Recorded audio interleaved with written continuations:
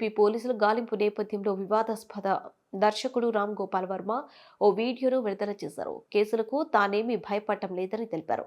తాను పోస్టులు పెట్టిన వారికి కాకుండా సంబంధం లేని వారి మనోభావాలు దెబ్బతింటే ఈ కేసులు, శిక్షలు ఎలా వర్తిస్తాయని ప్రశ్నించారు. ప్రస్తుతం ఓ మూవీ షూటింగ్లో ఉన్నానని, నిర్మాతకు నష్టం వస్తుందని విచారణకు రాకపోతున్నట్లు తెలిపారు. సార్వత్రిక ఎన్నికలకు ముందు వ్యూహం, సినిమా ప్రమోషన్ సమయంలో తెదేపా అధినేత చంద్రబాబు, జనసేన అధ్యక్షుడు పవన్ కళ్యాణ్ వ్యక్తిత్వాలను కించపరిచేలా సామాజిక మాధ్యమం వేదికగా రామ్ గోపాల్ వర్మ పోస్టులు పెట్టారంటూ ప్రకాశం జిల్లా మద్దిపాడు మండల తెదేపా ప్రధాన కార్యదర్శి రామలింగయ్య పోలీసులకు ఫిర్యాదు చేశారు. దాని ఆధారంగా పోలీసులు వర్మపై కేసు నమోదు చేశారు. విచారణకు హాజరు కాకపోవడంతో అరెస్ట్ చేసేందుకు యత్నిస్తున్నారు. హైదరాబాద్లోని ఆయన నివాసం వద్దకు ఇటీవల వెళ్లారు. ఈ నేపథ్యంలో వర్మ వీడియో విడుదల చేశారు.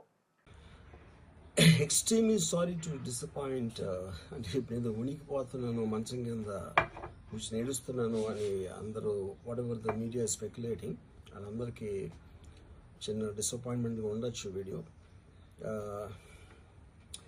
ఇక్కడ పాయింట్ ఏంటంటే, I just want explain the whole concept.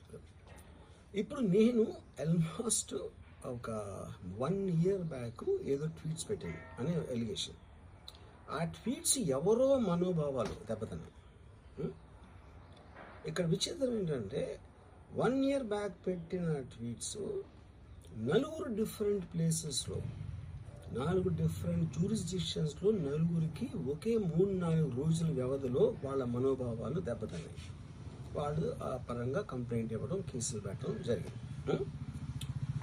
ఇక్కడ పాయింట్ 1, ఎవరి మీద అయితే నేను పెట్టానని వాళ్ళు చెప్తున్నారో వాళ్ళకి లేదు, ఎవరో థర్డ్ పార్టీ, అసలు సంబంధం లేనివాడు. సో ఆ కాంటెక్స్లో అసలు ఈ కేసు ఎలాగా, ఈ సెక్షన్స్ ఎలా వర్తిస్తాయి అనేది అప్పుడు ఆబ్వియస్గా నాకు వచ్చే అనుమానం కానీ, నాకు కానీ నా మనుషులు కానీ, ఇది ఒక పర్సిక్యూషన్ చేయటానికి ఒక పద్ధతి ప్రకారం ఉన్న ఎలోబుల్ లాస్ని వాడుతున్నారా, లేకపోతే ఇప్పుడు వరల్డ్ ఓవర్ ఒక ఫినామినా ఏం జరుగుతుందంటే, పొలిటికల్ పార్టీస్ వాళ్ళు they are weaponising the systems of the police. అది అమెరికాలో జరుగుతుంది, యూరోప్లో జరుగుతుంది, ఇక్కడ కూడా జరుగుతుంది. అప్పుడు నేను ఏ ఒక్క వ్యక్తిని, ఒక పోలీస్ ఆఫీసర్ని కానీ, ఒక పొలిటికల్ పర్సన్ కానీ నేను బ్లేమ్ చేయట్లా. I think it happens in certain ఒక ఏమంటారు దాన్ని, ఒక వే. అది అందరూ కూడా ఎంతో కొంత అది చేయటానికి టెంప్టేషన్ ఉండొచ్చు. But eventually there is the law of the land which will take the final call. So అది that I completely agree, believe in that and I abide by that as a citizen.